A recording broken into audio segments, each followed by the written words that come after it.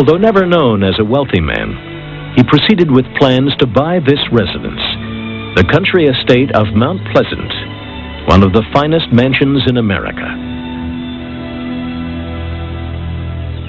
While he was there, he met and married Peggy Shippen, a very young, vivacious, outgoing young lady who had connections with the British.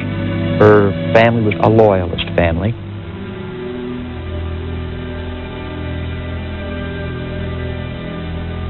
"38-year-old Arnold and 18-year-old Peggy entertained lavishly, spending freely, often on parties for loyalists.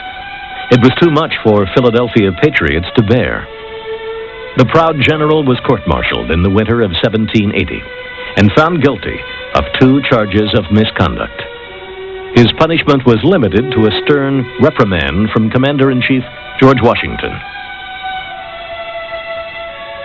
But Washington also believed in Arnold and soon offered him a high field command. Arnold had other plans. He indicated that his leg had not healed. He was still a cripple. He had trouble riding a horse. He had trouble walking, and all that was still true. And he asked for the command of West Point. He told Washington that, given his condition, that's where he thought he could serve best. At the same time, Arnold had been in secret communication with Sir Henry Clinton. He sent this coded letter to Clinton's aides on July 15th, 1780. Deciphered, it read, "If I point out a plan of cooperation by which Sir Henry shall possess himself of West Point, the garrison, etc., etc., etc., 20,000 pounds sterling, I think, will be a cheap purchase for an object of so much importance. I expect a full and explicit answer. Benedict Arnold."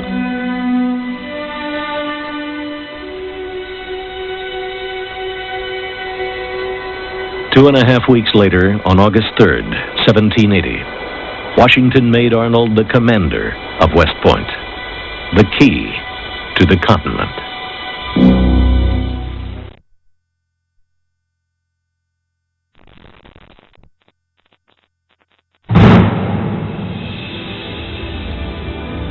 Benedict Arnold's motives for trying to deliver West Point to the British are the subject of conjecture, but his methods are well known. Arnold systematically weakened the post at West Point by sending troops off on all sorts of detached service. A lot of the garrison, of course, was already in encampments outside of West Point. Other troops were sent up the river to look for wood and other supplies, so the garrison was really under strength. Arnold's plan was designed that West Point would be at its absolute weakest when the British attacked.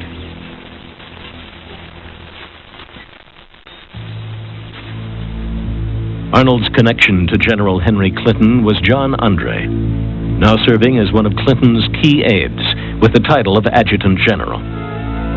Andre had been at the center of the British social whirl during the occupation of Philadelphia in the winter of 1777 and the spring of 1778. There he designed the extravaganza in Howe's honor called the Mischianza. And there he had become good friends with a lovely young loyalist, Peggy Shippen, now Benedict Arnold's wife. The artistic young aristocrat had become an unlikely spy. Protected with a pass signed by Arnold and traveling under the pseudonym of John Anderson, Andre arrived at West Point past midnight on the 21st of September. John Andre had come up wearing his uniform to meet Arnold at night to discuss their plans. What Arnold was going to give him, how they would cooperate, the takeover of West Point. They talked for a long time at night. The first rays of light came. Arnold told him to return by land, which Andre decided to do. But in so doing, he took off his uniform coat and was traveling as a civilian, which technically makes him a spy.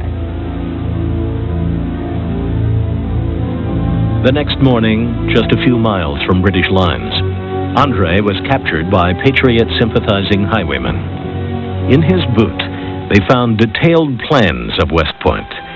They brought Andre to American Lieutenant Colonel John Jameson, who sent a message of the suspicious development to the commander of West Point, Benedict Arnold. Arnold looked at it, realized that he had been caught, and he had to leave. He went upstairs, quickly told Peggy, his wife, that they were caught. She was very much involved in the treason, that he had to leave, and she would have to bluff her way out. He went down to the river. He had a barge with soldiers that rowed him when he would go across to West Point.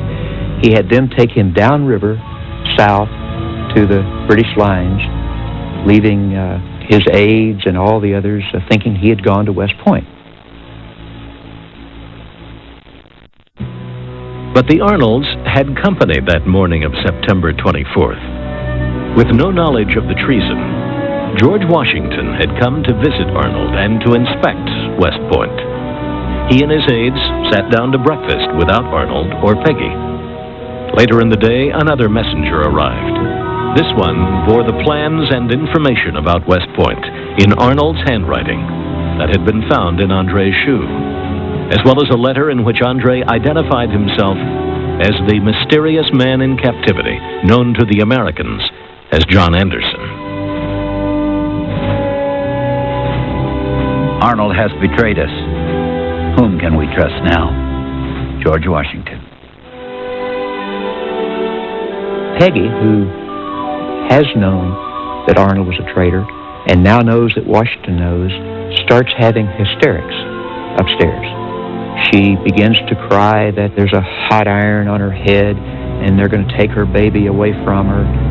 She was either truly in the grips of hysterics or she was one of the best actresses going, because when Washington, who had known her as a young woman, he had known the family, went up to see her, she convinced him that she was a very innocent person, that Arnold had been in that by himself, so he let her and the baby go in a carriage with his permission back to Philadelphia to her family.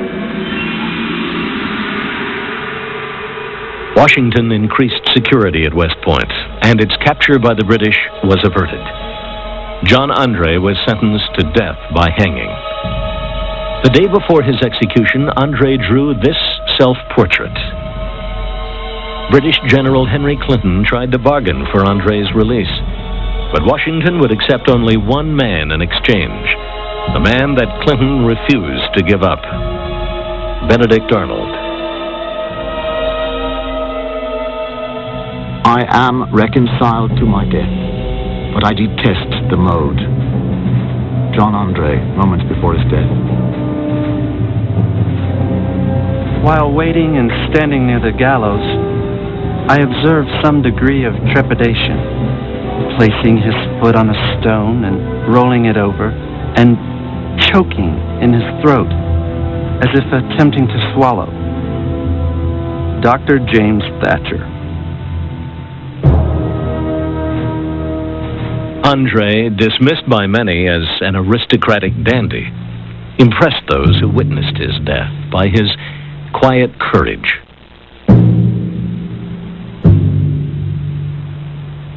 Andre took off the handkerchief from his neck, unpinned his shirt collar, and deliberately took the end of the halter, put it over his head, and placed the knot directly under his right ear, and drew it very snugly to his neck.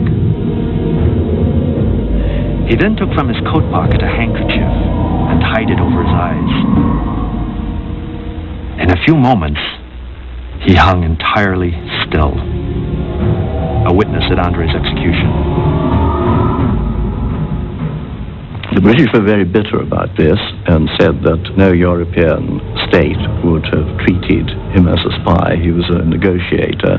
But it's a very marginal thing, and one can't but understand why Washington took a different line, and having convicted him of spying, hanged him. He was in civilian clothes in enemy territory and had been negotiating, of course, with a traitor, not with the American commander. Andre's body was eventually returned to England and entombed with British heroes at Westminster Abbey. His counterpart in America's most infamous treason would never be so revered by the